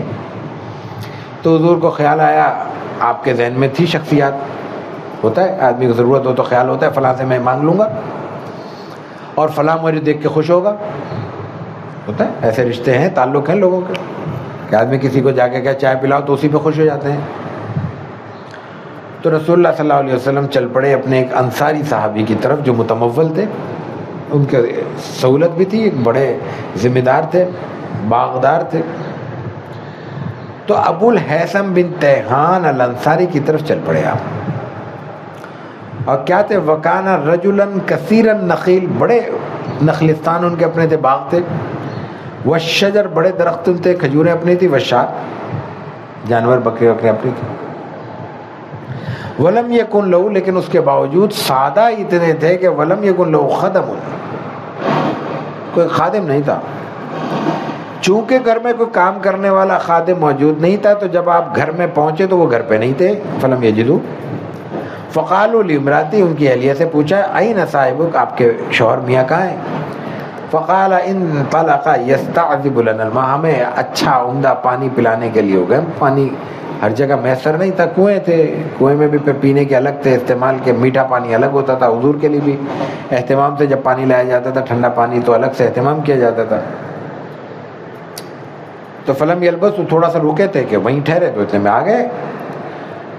بقربۃ یذب، وہ بڑے سی مشک لے کر پانی کی، جس کو بڑے گھسیٹ کے لا رہے تھے. وہ مطلب وہ دشوار تھا لانا، بھاری تھی، اکیلے تھے، لیکن وہ لائے بیچارے، اس کو رکھا. اور ثم جاء یلتزم النبی، حضور جو آئے وہ اس وجہ سے آئے ہیں، اس لیے نہیں آئے کہ جانے والے جس کے پاس جا رہے ہیں اس کو تکلیف ہوگی، وہ تکلف کرے گا یا وہ پریشان ہو جائے گا دیکھ کے. نہیں، وہاں جانا جائز نہیں ہے. یہاں آئے وہ دیکھتے حضور کو لپٹ گئے. یلتزم، ملتزم کس کو کہتے ہیں؟ بیت اللہ کے دروازے کو. کیوں؟ دنیا لپٹتی ہے جا کے، تو دروازے بیت اللہ پر جیسے لپٹتے ہیں ویسے رسول اللہ صلی اللہ علیہ وسلم سے آپ کے صحابی لپٹ گئے محبت میں. مطلب غیر متوقع ہے، سرپرائزنگ وہ تھی نا، ملاقات تھی نا، ان کو اندازہ ہی نہیں تھا. تو وہ خوشی، ایک اچانک ملنے والی خوشی کی جو ایک کیفیت ہوتی ہے، اس میں وہ لپٹ گئے. اور وَيُفَدِّيهِ بِأَبِيهِ وَأُمِّهِ، اور کہنے لگے میرے ماں باپ آپ پہ قربان، میرے ماں باپ آپ پہ قربان، میرے ماں باپ، یعنی ایک وارفتگی کی کیفیت میں بس وہ کہہ رہے ہیں میرے باپ پہ قربان، میری ماں بھی قربان آپ پہ. ثم انطلق به الى حدیقہ، اور فوراً اپنے باغ پہ لے گئے، چھوٹا سا کوئی باغ برابر میں ہوگا، وہاں لے گئے قریب میں. فبسط لهم بساطا، فرش بچھایا، ثم کوئی بھی جو بھی چادر دری جو بھی ہوگی. ثم انطلق الى نخلة فجاء بقنم فوضعه، فوراً باغ میں گھسے اور ایک بڑا سا خوشہ کھجوروں کا توڑ کے لے آئے، پورا خوشہ توڑ کے لے آئے. اب دیکھیے حضور کی تعلیم. فوضعه، رکھ دیا. حضور کیا کہہ رہے ہیں؟ کہتے ہیں یا فلا تنقیت لنا من رطب، اس میں سے بس تم پکی پکی کھجوریں نہیں لا سکتے تھے میرے لیے؟ پورا خوشہ توڑ کے لے آئے، اس میں اب کھجوریں ضائع ہو جائیں گی. باغ ہے، 10-20 کھجوریں ادھر ادھر ہو جانے سے باغ کا کچھ بھی نہیں بگڑتا. اس کیفیت میں رسول اللہ صلی اللہ علیہ وسلم تلقین فرما رہے ہیں کہ تم صرف پکی ہوئی کھجوریں توڑ کے لاتے، باقی چھوڑ دیتے، جب پک جاتی تمہارے کام آتی، تم خریدتے، کھاتے، بیچتے، جو چاہے کرتے. یعنی چیز کا کثرت سے ہونا اس بات کی علامت نہیں ہے کہ اب ہم اس میں جیسے چاہیں تصرف کریں اور جیسے چاہیں اس کو اڑا دیں. ہمارے ہاں اداروں میں جن کو اللہ نے پیسے دیے ہیں وہ روپے کی جگہ 1000 روپے خرچ کر کے بھی اطمینان نہیں ہوتا. کیوں؟ پیسے ہیں، خرچ کرو. نہیں، یہ وسائل کا ضیاع ہے. آج سے 50-60 برس پہلے، زیادہ پرانی بات نہیں، اسی شہر میں ایسے ادارے موجود تھے کہ اگر ان کا سال بھر کا بجٹ ہو جاتا تھا وہ کہتے ہیں دوسرے ادارے کو دے دو. آج ایک ادارہ بتا دیں کسی نے ایک دفعہ لوگوں کو واپس کیا ہو کہ بھئی یہ 100 روپے میری ضرورت سے زیادہ ہیں، یہ کہیں اور دے دو. اور کوئی ایک شخص ایسا نہیں ہوگا جو کسی اور دوسرے ادارے کی طرف توجہ دلا دے کہ یہاں بھی خرچ کر لو بھائی، یہاں بھی کوئی اللہ رسول کا نام لیا جا رہا ہے. خیر، تو وسائل کامن ہیں، امت مسلمہ کے ہیں تو وہ امت مسلمہ کے ہیں، اس میں فرد واحد محض اللہ کی طرف سے وکیل بنایا گیا ہے. اپنی ذات پہ خرچ کرو، کھاؤ پیو، کس نے منع کیا ہے؟ لیکن اگر ضرورت سے کچھ زیادہ ہے تو اس کو سنبھالو اور ضرورت میں خرچ کرو. وہ ضرورت تمہاری اپنی نہیں ہے تو اپنے بھائیوں کی دیکھو، اپنے دوستوں کی دیکھو، اپنے محلوں کی دیکھو، اپنے شہروں کی دیکھو، اپنے دین کی دیکھو. تو آپ نے کیا فرمایا کہ اس میں سے تم کچھ تھوڑا سا لے آتے، افلا تنقیت، اس میں سے چن کے کچھ رطب لے آتے. تازہ پکی ہوئی کھجور رطب کہلاتی. لیکن انہوں نے کیا جواب دیا؟ یہ قانون بتایا جا رہا ہے، یہ ضابطہ بیان کر رہے ہیں، حضور کی ذات ہے، وہ محبت کا اظہار کر رہے ہیں. وہ الگ چیز ہے، وہ الگ دنیا ہے. وہ کیا کہتے ہیں؟ وہ کہتے ہیں کہ یا رسول اللہ انی اردت میں نے تو یہ ارادہ کیا، میرا تو ارادہ خواہش یہ ہے ان تختارو، اور فرمایا تخیروا من رطبہ و بصری، میں نے تو اس لیے لا کے رکھ دیا آپ اپنی پسند سے چن کے کھائیں ہیں، اس میں کچھ رطب ہے کچھ بصر ہے۔ بصر کا مطلب وہ آدھی کچی آدھی پکی، اس کا الگ ٹیسٹ ہے، وہ الگ ذائقہ ہے۔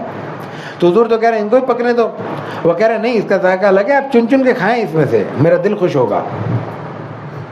تو مہمان کا ادب یہ ہے مہمان کے لیے کہ وہ کھانا ضرورت کے مطابق ہے، میزبان کو بھی تلقین کرے کہ بھائی بس اس سے زیادہ تکلف کی ضرورت نہیں ہے۔ اور میزبان اگر مہمان سے دلی تعلق رکھتا ہے، دکھانے کے لیے نہیں، یا نیت کا معاملہ آئے گا، لیکن محبت ہے اس کو مہمان سے، تعلق ہے، اس تعلق کے اظہار کے لیے وہ اپنا دل نکال کے رکھ دیتا ہے، تو وہ اللہ تعالیٰ کے ہاں گرفت کی بات نہیں ہوگی۔ لیکن ادھار لا کے نہیں، بھیک مانگ کے نہیں، پیر صاحب کے نام پہ قوم سے چندہ کر کے نہیں، جیب سے حلال کی کمائی سے جیب سے خرچ کرنے کی بات ہو رہی ہے۔ دونوں باتیں یہاں سے ثابت ہو رہی ہیں۔ فَأَكَلُوا وَشَرِبُوا مِن ذَلِكَ الْمَاءِ، پانی بھی ٹھنڈا بہترین، اوپر سے پھر کھجور تازہ، کھجور کی درخت سے ٹوٹی ہوئی کھجور ہو، درخت سے ٹوٹا ہوا آم ہو، درخت سے ٹوٹا ہوا انار ہو، انگور ہو، سیب ہو، دنیا کی کوئی نعمت جو تازہ درخت سے توڑ کے کھائی جائے اس کا دنیا میں کوئی بدل نہیں ہے۔ 15 منٹ، صرف 15 منٹ میں ذائقہ تبدیل ہو جاتا ہے کھانے کا۔ کنو ایک درخت سے توڑ کے فوراً کھا لیا جائے، اور ایک 15 سے 20 منٹ آدھے گھنٹے بعد کھایا جائے، ٹیسٹ میں فرق ہوگا۔ یہ عجیب اللہ نے اس میں تاثیر رکھی ہے۔ تو فَأَكَلُوا وَشَرِبُوا مِن ذَلِكَ الْمَاءِ، اس ماحول میں سب نے کھایا اور پانی پیا، رج گئے۔ اس وقت حضور نے ایک اور تلقین فرمائی ہے، یہ آپ ہمیں بتا رہے ہیں، ہمیں سمجھا رہے ہیں۔ فقال النبی صلی اللہ علیہ وسلم، آپ نے فرمایا ھذا والذی نفسی بیدی من النعیم،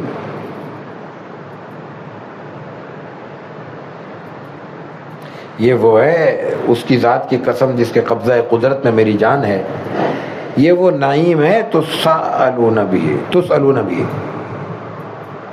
یہ وہ نعمت ہے جس کا آخرت میں سوال ہوگا۔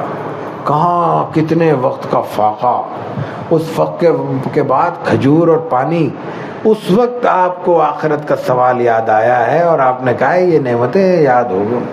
کھجور اور پانی پہ آپ کو نعمتوں کا سوال اللہ کے یہاں یاد آ رہا ہے، اور 50 سے 80 اور 150 کھانے کے بوفے پہ کھڑے ہو کے ہمیں اللہ کا شکر یاد نہیں آ رہا۔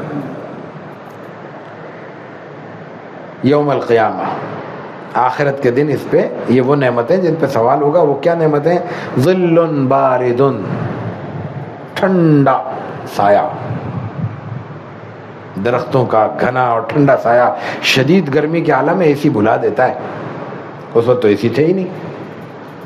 شدید گرمی ہو، پیاس ہو، اور انتہائی گھنے درختوں کے بیچ میں آدمی کو ایک کھٹیا ڈال کے آرام کرنے کی نعمت مل جائے، اور ٹھنڈا پانی گھڑے کا رکھا ہو، یعنی بھول جاتا ہے سب کچھ۔ تو ظل بارد ورطب طیب، تازہ، انتہائی پاکیزہ، طیب، اعلیٰ کوالٹی کی، ملکی جس کو کہتے ہیں سعودیہ والے، بادشاہوں کے معیار کی کھجور، وہ ماء بارد، اور ٹھنڈا پانی۔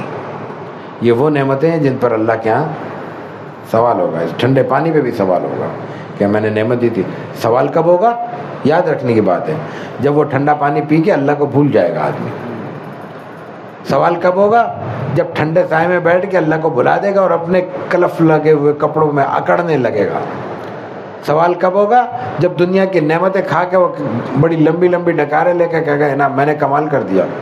نہیں، وہ کھانا کھاتے ہوئے، پانی پیتے ہوئے، سایہ انجوائے کرتے ہوئے، ایئر کنڈیشن ماحول میں بیٹھ کر، پنکھوں کے نیچے بیٹھ کر، تازہ ہوا کے جھونکے کھاتے ہوئے کہتے ہیں سبحان اللہ، کیا اللہ کا رحم ہے، اللہ کا کرم ہے، اللہ کا انعام ہے۔ کوئی سوال نہیں ہوگا، کوئی سوال نہیں ہوگا۔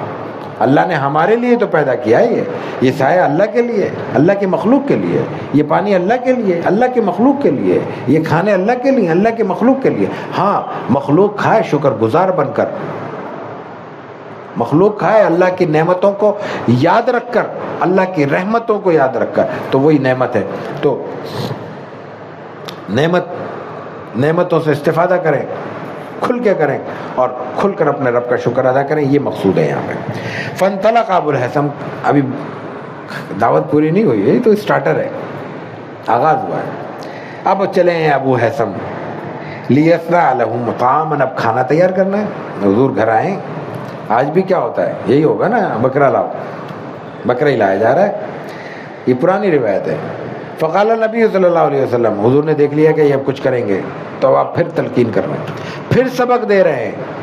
لا تذبحن لنا ذات در، کھانا تو کرنا ہے، گوشت تو کرنا ہے، بکرا تو دمبا بکرا جو بھی ہوگا، بھیڑ وہ تو کاٹے گا، لیکن ایسا جانور مت کاٹنا جو دودھ دینے والا ہو. اس لیے کہ دودھ دینے والا ہر جانور نہیں ہے، لیکن کھایا جانے والا ہر جانور ہے. ہر جانور سے مطلب حلال، مطلب ہر گائے، ہر بیل، ہر بھینس، ہر کٹا، ہر اس کے بچیا بچڑا کھایا جا سکتا ہے، لیکن دودھ تو ہر چیز نہیں دے رہی نا. دودھ دینے کے لیے تو اللہ نے مخصوص کی کچھ چیزیں، تو دودھ والا مت کاٹنا. وہ ریوڑ ہے، 100 جانور جہاں کھڑے ہو وہاں ایک جانور کٹ جائے گا، کوئی فرق آئے گا؟ کوئی محسوس ہوگا؟ کوئی وسائل کی کمی ہو رہی ہے؟ اور بکریوں کے ریوڑ میں تو اللہ نے برکت ایسی رکھی ہے، یہ بیماریاں سے اللہ بچا کے رکھے، وہ تو اگلے سال 200 ہو جائیں گی، 150 تو پکی ہیں. تو کیا فرق ہوا 2-4 کٹ گئے؟ تو کٹ تو گئے لیکن بلا ضرورت کٹے. ایک ہے ضرورت میں استعمال کرنا، مہمان آئے سارے کاٹ دو، کوئی اللہ کے یہاں گرفت نہیں ہے، اور بلا وجہ کاٹ کے پھینک دو، ایک ایک بوٹی پہ، ایک ایک ہڈی پہ، ایک ایک ٹکڑے پہ اللہ کے یہاں جواب دینا ہوگا. تو چونکہ بغیر دودھ کے جانور سے گوشت کی ضرورت پوری ہو سکتی ہے، اس لیے دودھ والے جانور کو بچاؤ. وسائل کا استعمال اس طرح کیا جائے گا. اب وہ تو جانور ان کے اپنے ہیں، دوسرا کون ہوتا ہے ان کو تلقین کرنے والا؟ اس کا مفہوم یہ ہوا کہ یہ جانور ہماری ملکیت میں ہونے کے باوجود، یا جانور نہیں، یہ وسائل ہماری ملکیت میں ہونے کے باوجود بھی کوئی ہے جو ہمیں پکڑے گا اور گرفت کرے گا اور ہم سے پوچھے گا کہ ہم نے یہ وسائل کہاں استعمال کیے تھے.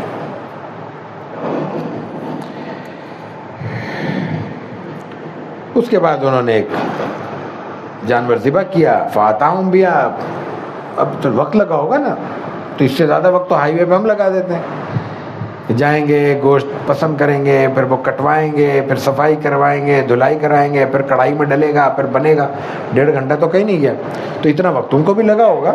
لیکن وہ اس طرح تو نہیں کھاتے تھے، اور وہ بھونتا جلدی تھا، آگ زیادہ ہو تو وہ جلدی بن گیا ہوگا. فاکلوا، کھا لیا، شکر ادا کیا. فقال نبی صلی اللہ علیہ وسلم، اب دیکھیں، اب وہ سرمایہ دار ہیں، پھل والے ہیں، زمیندار ہیں، حضور گئے، خوش ہو کے آ گئے. دوسرا آدمی کیا کرے گا ہم جیسا؟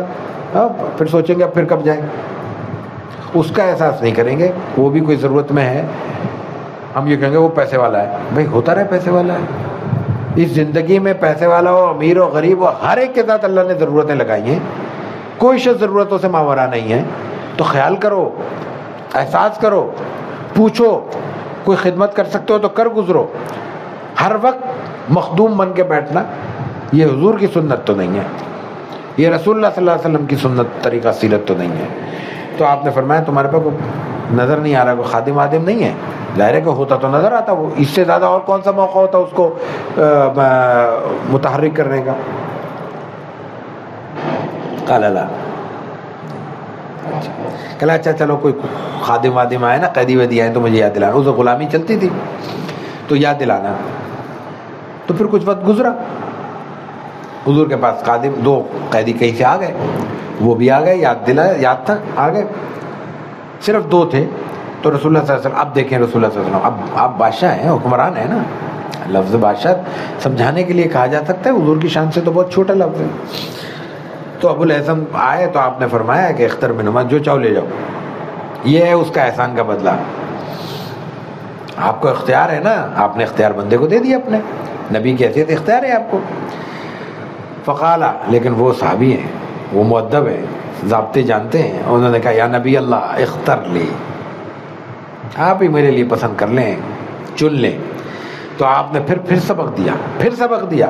آپ نے فرمایا کہ اچھا، ان المستشار معتمد، جس سے مشورہ لیا جائے وہ امانت دار ہوتا ہے،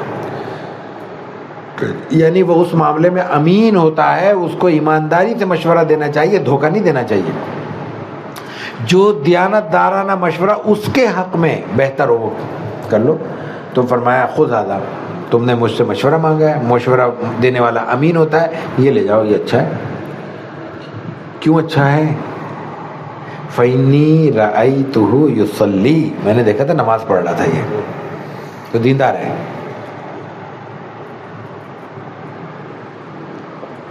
رسول اللہ صلی اللہ علیہ وسلم کا قول سر آنکھوں پر. لیکن یہ لیکن بھی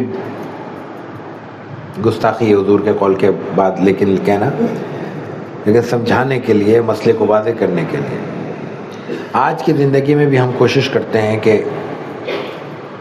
کوئی دنیاوی فائدہ ہو یا معاملہ ہو تو اس میں دینداری کا خیال رکھیں.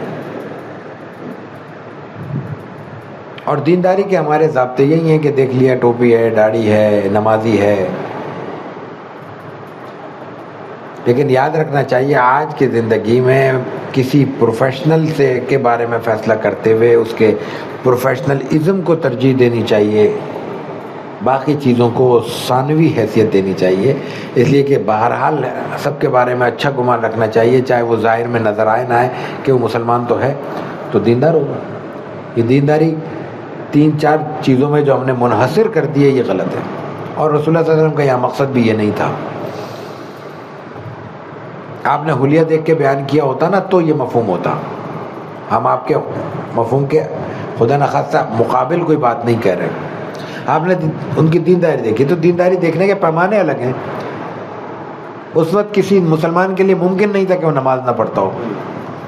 تو دینداری کا مفہوم یہ تھا کہ وہ نماز پڑھتا ہے تو وہ ہر معاملے میں مضبوط ہے.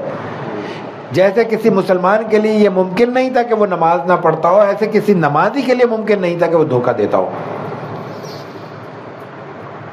جھوٹ بولتا ہو. آج تو ہمارے بہت سے حلیے ہمارے دیکھے ہوئے وہ بنائے اس لیے گئے کہ لوگوں کو دھوکہ دیا جا سکے. تو آج ہمیں خدا نہ خواستہ کسی ڈاکٹر کا انتخاب کرنا ہے تو یہ دیکھیں کہ وہ ڈاکٹر کی حیثیت سے، سرجن کی حیثیت سے، یا فزیشین کی حیثیت سے، یا اسپیشلسٹ کی حیثیت سے کہاں کھڑا ہے، بجائے اس کے کہ یہ دیکھیں کہ اس کی ٹوپی ہے، داڑھی ہے یا نہیں ہے. یہ گزارش کرنا چاہ رہا ہوں کہیں یہاں سے یہ مفہوم نہ لیا جائے. دیندار ہونا مختلف ہے، دین کے اظہار کی شکلیں مختلف ہیں. کسی کا اپنے پروفیشن کے ساتھ انتہائی منسلک ہو کر پوری دیانتداری کے ساتھ اپنی ذمہ داری ادا کرنا بھی دین کا ایک حصہ ہے. اور دین کے حلیے کو اختیار کر کے لوگوں کو لوٹنا، یہ بھی ہمارے ماحول کی ایک عام جانی پہچانی پریکٹس ہے. اس سے بچنا، اپنے آپ کو بچانا ہماری ضرورت ہے. تو آپ علیہ الصلوۃ والتسلیم نے کیا کہا کہ میں نے اس کو نماز پڑھتے ہوئے دیکھا، یہ اچھا ہے، اس کو لے جاؤ. آگے ایک جملہ اور کہہ دیا آپ نے، وَاسْتَوْصِ بِهِ مَعْرُوفًا، اس کے ساتھ اچھا سلوک کرنا، اچھے سلوک کی، معروف کی وصیت کرتا ہوں. اب دیکھیے ان کی اہلیہ کا ویژن، بڑے آرام سے ہم کہہ دیتے ہیں عورتیں ناقص العقل ہوتی ہیں. ایک خاتون کا ویژن ہے، دیکھیں وہ لے گئے خوشی خوشی. فَانْطَلَقَ أَبُو الْهَيْثَمِ إِلَىٰ امْرَأَتِهِ، اپنی بیوی کے پاس لے گئے اور بتایا بقول رسول اللہ صلی اللہ علیہ وسلم، غلام کو بھی دکھا دیا اور یہ بھی بتا دیا کہ حضور نے ایسے کہا ہے کہ وَاسْتَوْصِ بِهِ معروف. اب وہ کیا کہتے ہیں، فقالت امرأة مَا أَنْتَ بِبَالِغٍ، تم اس کا حق ادا نہیں کر سکتے جو حضور نے کہا ہے. غلام نہیں، حضور نے کہا ہے اس کے ساتھ اچھا سلوک کرنا ہے، تو حضور نے کہا ہے. یہ میرا اور تمہارا نہیں ہے معاملہ کہ ہم اپنے لحاظ سے بہت بھی اچھا کر لیں، حضور کے معیار کو کیسے پہنچ سکتے ہیں. ما انت ببالغ ما کان فیہ النبی صلی اللہ علیہ وسلم، جو کچھ حضور نے کہا ہے اس کو تم میں پہنچ ہی نہیں سکتے سوائے ایک صورت کے. وہ کیا ہے؟ الا بان تعتق، سوائے اس کے تم اس کو آزاد کر دو. اب کتنی مشقت سے، کتنے انتظار کے بعد ایک غلام ملا ہے. حالت یہ ہے کہ کتنی دور سے روزانہ پانی کی مشق گھسیٹ کر گھر میں لا رہے ہیں. اس حالت میں حضور نے دیا ہے، خود دیا ہے تو خادم کی حیثیت سے دیا ہے، خدمت لینے کے لیے دیا ہے. اس وقت کا عرف ہے، شریعت اجازت دیتی ہے، حضور عطا کر رہے ہیں. لیکن ان کی اہلیہ کہہ رہی ہیں کہ دیکھو حضور نے جب تلقین کر دی ہے اس کا حق ادا نہیں ہو سکتا، آزاد کر دو. تو قال فهو عتیق، فوراً کہا یہ آزاد ہے، ایک لمحہ نہیں لگایا انہوں نے. اور فقالا، یہ بات حضور کو معلوم ہوئی تو آپ نے ایک بات فرمائی ان اللہ لم یبعث نبیا ولا خلیفۃ الا وله بطانتان، جسے بھی اللہ نے بھیجا ہے، مبعوث کیا ہے، نبی اور خلیفہ کوئی بھی اللہ کے نائب نمائندے، اس کے دو بطانے ہوتے ہیں، دو نمائندے ہوتے ہیں. بطانۃ تأمرہ بالمعروف وتنہا عن المنکر، ایک وہ ہوتا ہے جو اس کو اچھی باتوں کا حکم دیتا رہے، یہ اچھی بات کا حکم دیا نا انہوں نے، اور تنہا عن المنکر، برائیوں سے منع کرتا رہتا، یہ نہیں جاؤ، یہ کرو، یہ نہیں کرو، یہ کرو، یہ کرو. وبطانۃ لا تعلوہ خبالا، اور ایک ایسا ہوتا ہے کہ وہ اس کو الٹے راستے پہ ڈالتا ہے، خجالت اور رسوائی کا راستہ دکھاتا ہے اس کو. آگے فرمایا کہ وَمَن یُوقَ بِطَانَةَ السُّوءِ، ایک بطانۃ الخیر ہے، ایک بطانۃ السوء ہے. تو جو بطانۃ السوء سے جس کو اللہ نے بچا لیا، فقد وقی، وہ بچ گیا. جس کو اللہ نے برے مشیر سے، برے رہنما سے بچا لیا، فقد وقیہ، وہ بچ گیا، وہ محفوظ ہو گیا. وآخر دعوانا الحمدللہ.